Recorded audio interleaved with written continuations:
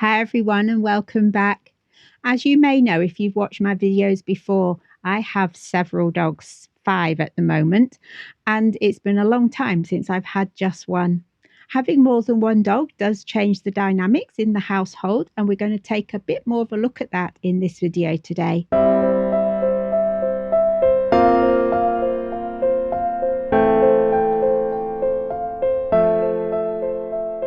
It's quite common, having had one greyhound, that you're tempted to get a new addition or even more than that in some cases, like me. And it's not just greyhounds that like to live in small groups. I'm joined today by Dale McLelland, who has just added another Old English sheepdog to her household.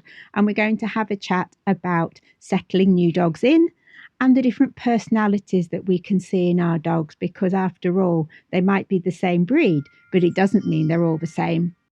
Hi, thank you for joining me again, Dale. Thank you for inviting me back. I'm always pleased to talk to you.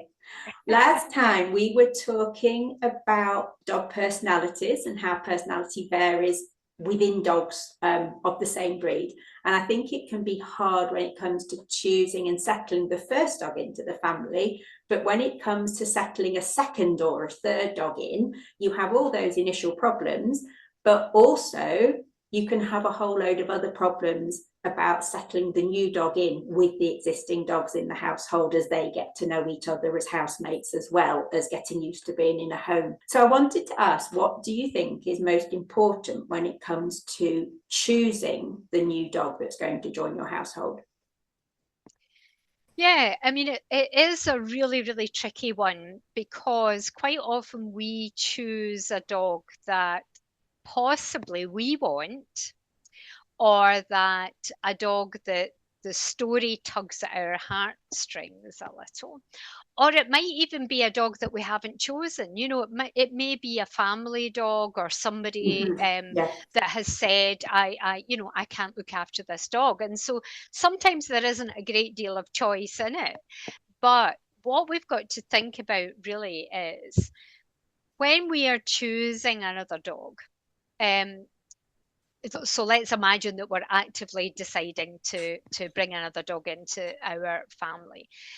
We have to think about the needs of all, so the existing dog and our needs as well.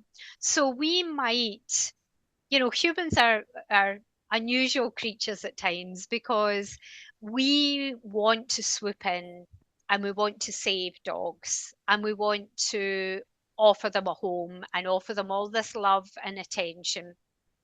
And we maybe want to take them away from a situation that we think is actually not very good. The dog that you've got at home does not have all of those considerations Mm. in their brain.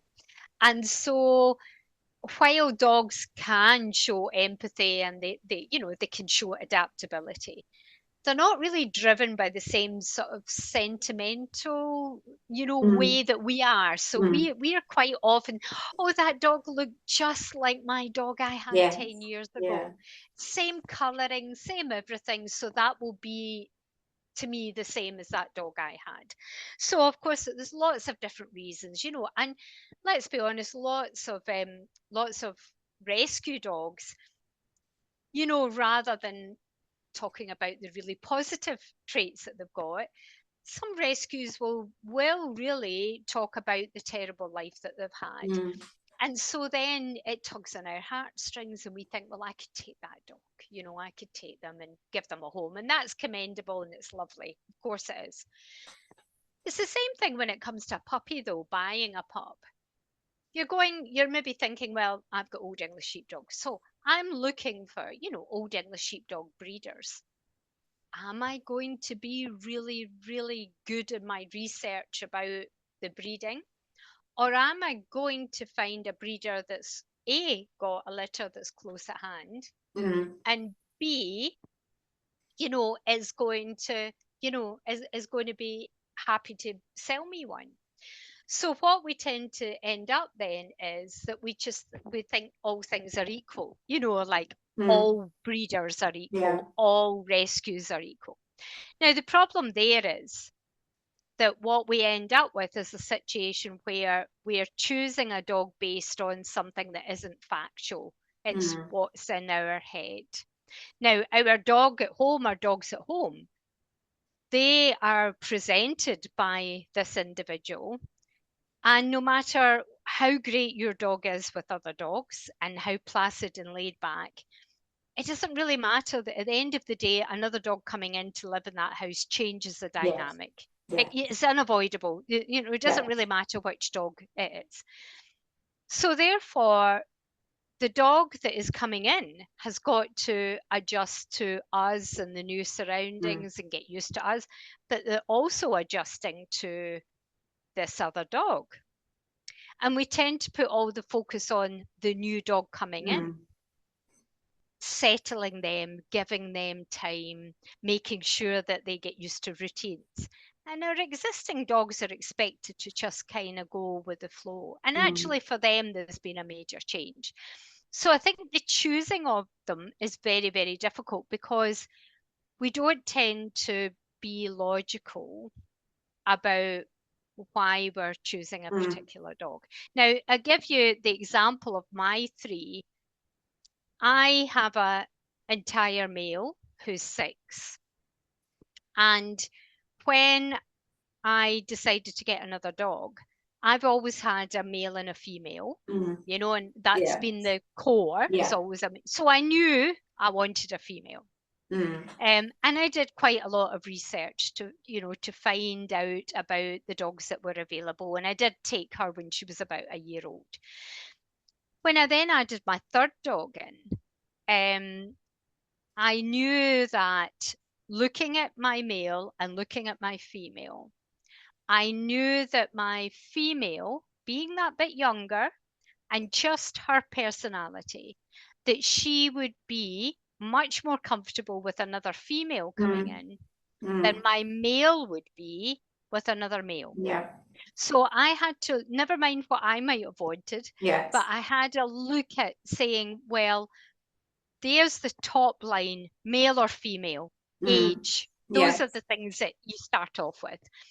After that, you're starting to think about the personality types, which you can't always tell, because even if you go and see a dog in a rescue situation, the dog is going to be different to what they're going to be like once they're at home, once they've settled, you know, once they've got into routines. So it's actually very difficult to identify a dog that you think is going to fit perfectly. And I don't think that there are really any key things to look out for. But what I would say is it's much easier to look out for the things that you're not going to. Yes, that's true. Yes, the things to avoid.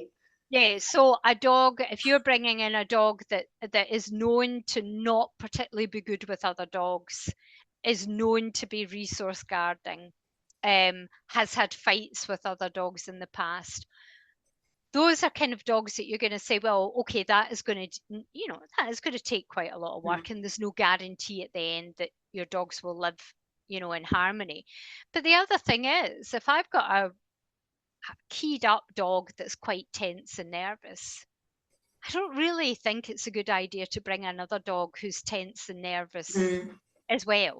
You're probably looking to say, well, it would probably be a better fit if the dog that I bought in, you know, was a little calmer or a wee bit more resilient.